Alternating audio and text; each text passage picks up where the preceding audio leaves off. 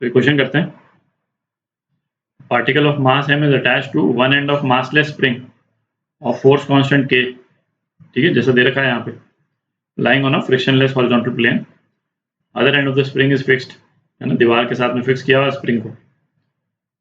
The particle starts moving horizontally from its equilibrium position at t is equal to 0 with initial velocity u nought. तो t is equal to 0 पे particle जो है वो इस direction में move कर रहा है, किस वेलोसिटी से, u नॉट वेलोसिटी से मूव कर रहा है, ठीक है. तो t is equal to 0 पे पार्टिकल इक्विलिब्रियम पोजीशन में है, तो इसकी इक्वेशन भी लिख लेते हैं अपन. x डायरेक्शन में मूव कर रहा है इसलिए x लिख रहे हैं, a sin ओमेगा t, ठीक है. t is equal to 0 पे x 0 है और पार्टिकल इस डायरेक्शन में मूव कर रहा है. फिर क्या बोल रहा है, when the speed of the particle is 0.5 u naught it collides elastically with a rigid wall. जब इसकी वेलोसिटी, ये पार्टिकल जब ये मास जो है यहाँ पहुंच गया, ये वॉल को है ना थोड़ा पीछे बना लेते हैं एक बार जरा, ये डायग्राम के लिए अपन ने वॉल को पीछे बना लिया. तो ये ब्लॉक या पार्टिकल जब यहाँ पहुंचा तब इसकी वेलोसिटी क्या हो गई, इसकी वेलोसिटी जो है वो u नॉट बाई 2 है.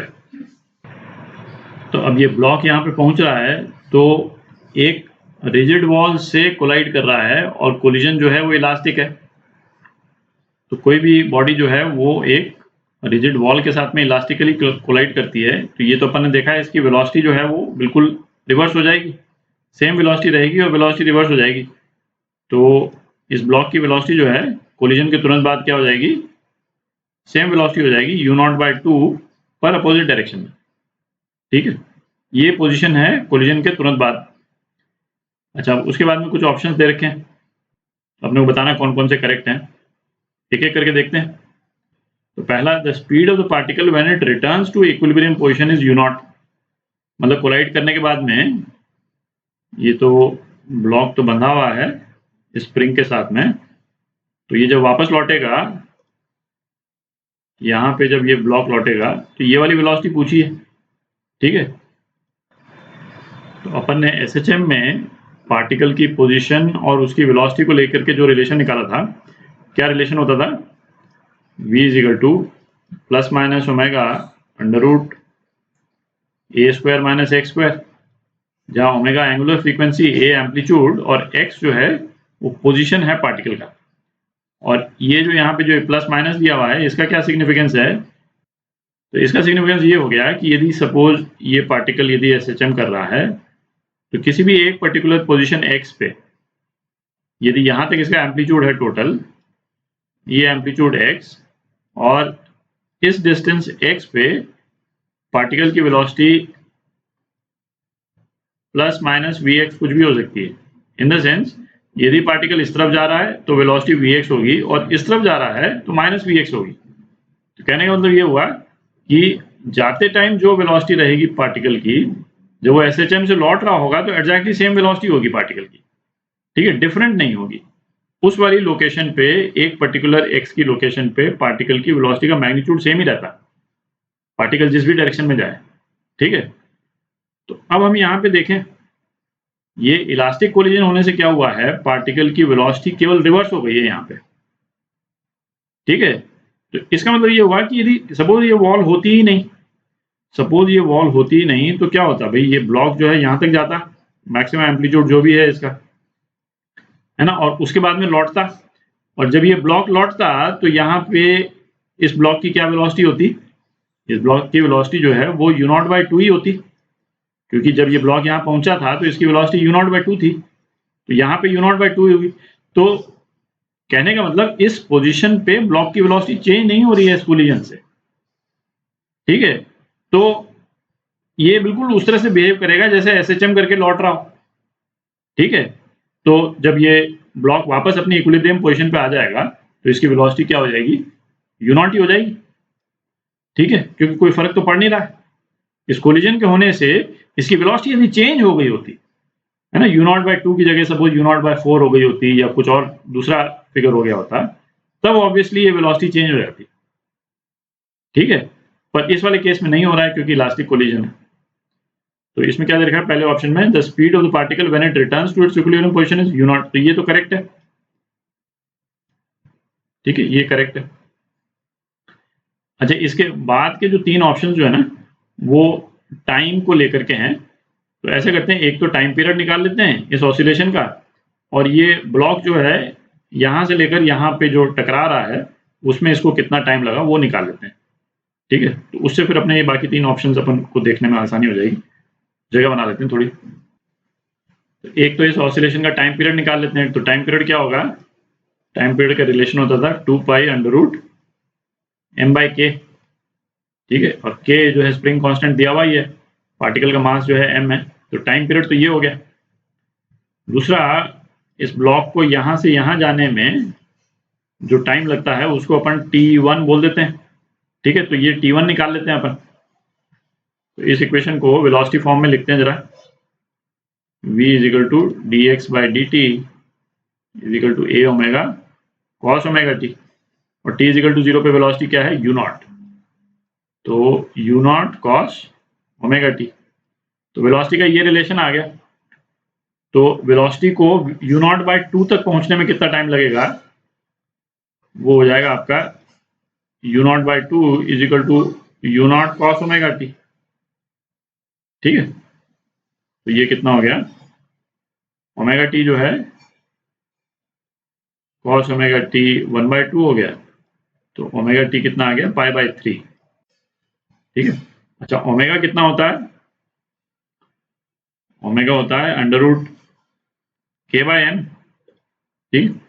तो इसमें वैल्यू डाल दें अपन ओमेगा की। तो ये t1 है, t1 ले रहे हैं अपन। तो t1 कितना आ जाएगा अपना, π/3 √m/k, ठीक है। तो पार्टिकल को यहां से यहां जाने में ये t1 टाइम लग रहा है। तो इसको यहाँ पे नोट कर लेते हैं और फिर जगह बना लेते हैं। बी पार्ट में क्या बोल रहा है, the time eight which the particle passes through the equilibrium position for the first time. तो फर्स्ट टाइम कब पास करेगा, पार्टिकल यहाँ से यहाँ जाएगा, वॉल से टकराएगा और वापस आएगा, तब फर्स्ट टाइम इक्विलिब्रियम पास कर रहा है पार्टिकल, ठीक है। तो जाने में t1 टाइम लगा, तो लौटने में कितना टाइम लगेगा, t1 ही टाइम लगेगा। आप इसको चाहे तो इक्वेशन से भी निकाल सकते हैं, ठीक है। और या फिर इसको सर्कुलर मोशन के रूप में आप विजुलाइज कर लें, है ना, सर्कुलर मोशन के रूप में विजुलाइज कर लें तो उससे भी सेम रिजल्ट आ जाता है। देख ही लेते हैं उसको भी। तो सर्कुलर मोशन के रूप में विजुलाइज करते हैं, है ना। पार्टिकल यहाँ से शुरू हो रहा है और इसका जो प्रोजेक्शन है वाई एक्सिस पे, वो पार्टिकल का डिस्प्लेसमेंट है किसी भी पॉइंट ऑफ टाइम पे। तो पार्टिकल यहाँ से वॉल तक गया, इसका मतलब यहाँ तक गया, ठीक है। तो इसने फेज कितना ट्रैवल किया, पार्टिकल ने ये फेज ट्रैवल किया जो कि ओमेगा टी के बराबर है, ठीक है। अब पार्टिकल जब यहां से वापस लौटेगा, जब पार्टिकल यहां पहुंच गया, है ना, सेम वेलोसिटी तो तभी होगी। और पार्टिकल यहां से फिर वापस इक्विलिब्रियम पोजीशन में पहुंच रहा है, तो अगेन कितना फेज ट्रैवल कर रहा है, एग्जैक्टली सेम फेज ट्रैवल कर रहा है, क्योंकि ये डिस्टेंस तो सेम ही है ना भाई। ये डिस्टेंस तो वॉल तक का जो डिस्टेंस है वो तो यही है ना। एक बार जाते टाइम टकराया यहाँ से, सेम वेलोसिटी ली और उसके बाद में यहाँ से लौट रहा है, ठीक है। तो अब कितना फेज ट्रैवल करेगा, सेम ओमेगा टी। अच्छा, ओमेगा तो सेम ही है, और चूंकि ये एंगल सेम है, एंगल क्यों सेम है, क्योंकि एक्स तो मतलब एक्स तो कॉमन ही है, ठीक है। लौटते टाइम और वापस आते टाइम एक्स तो कॉमन ही है, तो टाइम सेम होगा। तो time eight which particle passes through equilibrium position for the first time कितना हो जाएगा, इस टाइम को यदि अपन टी बोल दें तो वो 2t1 के बराबर हो जाएगा, ठीक है। तो 2t1 कितना हो गया, 2π/3 √m/k, ठीक है। और यहाँ पे क्या दे रखा है, यहाँ तो कुछ और ही दे रखा है, ठीक है। तो ये तो गलत हो गया, बी पार्ट गलत हो गया। थोड़ी जगह बना लेते हैं। फिर क्या बोल रहा है, the time eight which maximum compression of the spring occurs. तो मैक्सिमम कंप्रेशन के लिए एक यहां से यहां पार्टिकल जाएगा, मैक्सिमम कंप्रेस करेगा, तो कितना टाइम लेगा, t/4 टाइम लेगा, ठीक है, इक्विलिब्रियम पोजीशन से इधर जाएगा, क्योंकि पूरी साइकिल जो है, पूरी साइकिल क्या है, T/4 इधर गया पार्टिकल, मैक्सिमम कंप्रेस किया, फिर T/4 इधर आया, और फिर T/4 इधर गया और वापस आ गया T/4, 4 बार T/4 है ना, टाइम पीरियड हो गया साइकिल का। मैक्सिमम कंप्रेस करने में T/4 लेगा, तो ये जो टाइम पीरियड जो बोल रहा है ये कितना हो जाएगा, T/4 plus T is equal to 0 कब था, जब पार्टिकल यहां से रवाना हुआ था, तो यहां से गया, टकराया, वापस आया, 2T1 टाइम लिया प्लस T/4। ठीक है, तो ये टाइम कितना हो जाता है, ये हो जाता है आपका π/2 √m/k प्लस 2π/3 √m/k, है ना, T और T1 की वैल्यू डाल दी अपन ने, तो ये कितना हो जाता है, तो ये हो जाता है 7π/6 √m/k। ठीक है, और यहाँ क्या दे रखा है, 4π/3, तो ये भी गलत है, ये ऑप्शन भी गलत हो गया।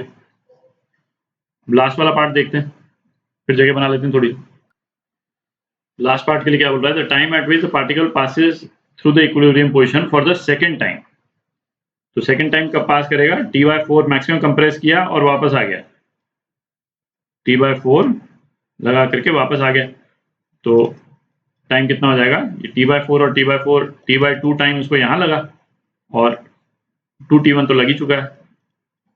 ठीक है, इस वाले पोर्शन में तो इतना टाइम लगेगा जब ये सेकंड टाइम इक्विलिब्रियम को पास करेगा, यहाँ से मैक्सिमम कंप्रेस करके लौट के, तो ये कितना हो जाएगा, ये हो जाएगा π√m/k प्लस 2π/3 √m/k, तो ये कितना हो गया, 5π/3 √m/k। ठीक है, तो अपने को यही ऑप्शन दे रखा है, यहाँ पे यही दे रखा है, तो डी पार्ट करेक्ट है, तो ए और डी है ना, ये आपका आंसर।